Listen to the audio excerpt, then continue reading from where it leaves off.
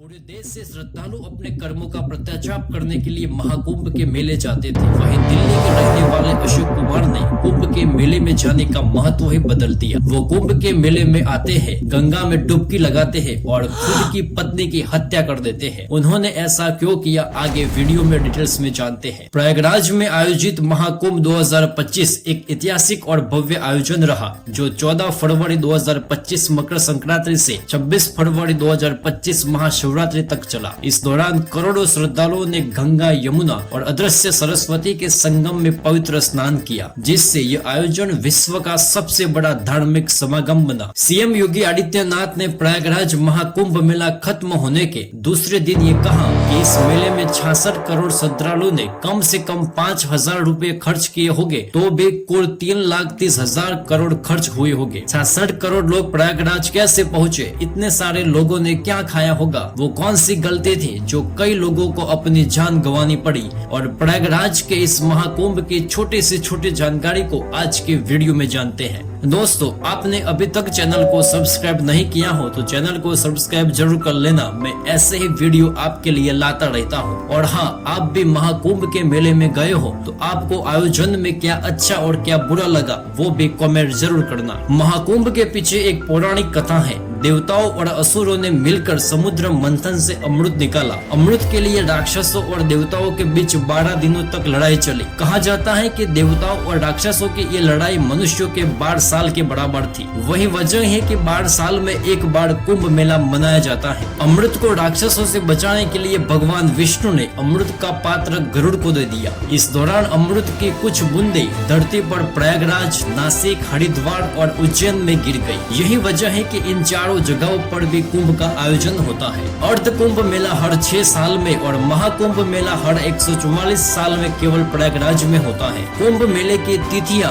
ज्योतिषीय गणनाओं के आधार पर तय होती है। प्रयागराज में कुंभ मेला जब बृहस्पति मेष राशि में और सूर्य मकर राशि में होता है तब होता है। हरिद्वार में जब बृहस्पति कुंभ राशि में और सूर्य मेष राशि में होता है तब होता है। उज्जैन में जब बृहस्पति सिंह राशि में और सूर्य मेष राशि में होता है तब कुंभ मेला होता है। और नासिक में जब बृहस्पति सिंह राशि में और सूर्य धनु या सिंह राशि में होता है तब होता है। अगला 2028 में पूर्ण कुंभ का आयोजन सिंहस्थ उज्जैन में होगा और अर्ध कुंभ मेला 2027 में हरिद्वार में होगा। प्रयागराज पहुंचने के कुल 7 रास्ते हैं। हर रास्ते पर टोल प्लाजा है। प्रयागराज मिर्जापुर रास्ते पर विद्यांचल में जो टोल प्लाजा है, वहां से कुंभ मेले में जाने के लिए 70 लाख गाड़ियां गुजरी। कुल मिला के अगर बात करें तो 300 करोड़ रुपए टोल प्लाजा को इस महाकुंभ मेले की वजह से मिले। महाकुंभ में सबसे ज्यादा कमाई होटल इंडस्ट्रीज को हुई। प्रयागराज में 200 से ज्यादा होटल, 204 गेस्ट हाउस और 90 से ज्यादा धर्मशाला है। 50,000 से ज्यादा लोगों ने अपने घरों को होम स्टे में बदल दिया था। महाकुंभ से पहले अनुमान लगाया था कि होटल इंडस्ट्रीज का कारोबार 2500 से 3,000 करोड़ रहेगा, लेकिन महाकुंभ खत्म होने तक इसका कारोबार 40,000 करोड़ रुपए तक पहुँच गया। जो कमरे 500 से 700 रुपये में आसानी से मिल जाते थे,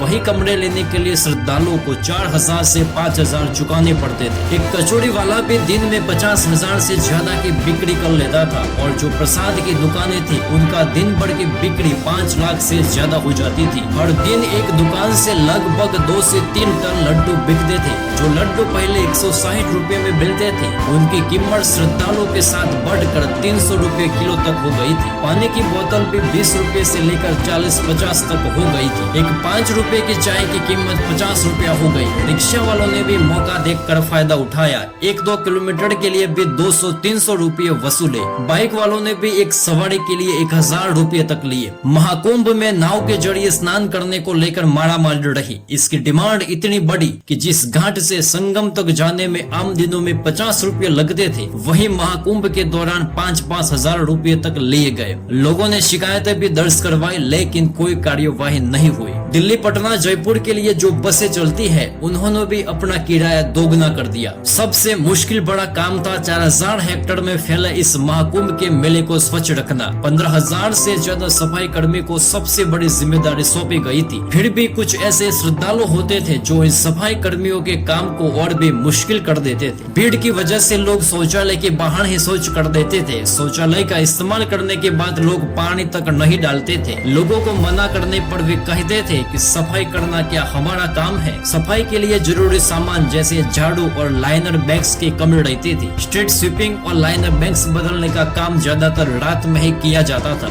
मेले में भीड़ इतनी ज्यादा थी कि सफाई कर्मचारी कहीं से गुजरे हाथ में झाड़ू लिए दिखते थे। शौचालयों की बदहाली की वजह से सफाई कर्मचारियों को फावड़े की मदद से शौच को उठाना पड़ता था। प्रयागराज के संगम नौज पर 19 जनवरी 2025 को मौनी अमावस्याओं के दिन भगदड़ मच गई थी। ये भगदड़ अमृत स्नान के दौरान हुई थी। भीड़ इतनी बेकाबू हो गई थी कि जो लोग सो रहे थे उसके ऊपर से भीड़ गुजर गई थी और जो लोग सो रहे थे वो कभी उठ ही नहीं पाए। इस भगदड़ में 30 से ज्यादा लोगों को अपनी जान गंवानी पड़ी। साल 1954 में मौनी अमावस्याओं के दिन प्रयागराज में कुंभ मेले में भगदड़ मची थी। इस भगदड़ में करीब 800 लोगों की मौत हो गई थी। साल 1986 में हरिद्वार में कुंभ मेले में भगदड़ मची थी। इस भगदड़ में करीब 200 लोगों की मौत हो गई थी। पूरे देश में से प्रयागराज महाकुंभ मेले पहुंचने में कई सड़क हादसे हुए जिनमें कई लोगों को अपनी जान गंवानी पड़ी। ज्यादातर हादसे रात में गाड़ी चलाते समय दिन आने से हुए। प्रयागराज रेलवे स्टेशन पर ट्रेन लेट होने से भी भीड़ बढ़ गई और भगदड़ बच गई। कुछ लोग मारे गए। मरने वालों में ज्यादातर बच्चे और महिलाएं थी। 17 फरवरी को अशोक अपनी पत्नी मीनाक्षी के साथ प्रयागराज महाकुंभ में पहुंचते हैं। 18 फरवरी को दोनों संगम गए। वहां पर वो 22 सेकंड का वीडियो सोशल मीडिया पर अपलोड करते हैं। फिर वो एक ऐसा कमरा ढूंढने लगते हैं जहां पर कोई आईडी प्रूफ जरूरत ना हो और ऐसा उन्हें कमरा मिल भी जाता है।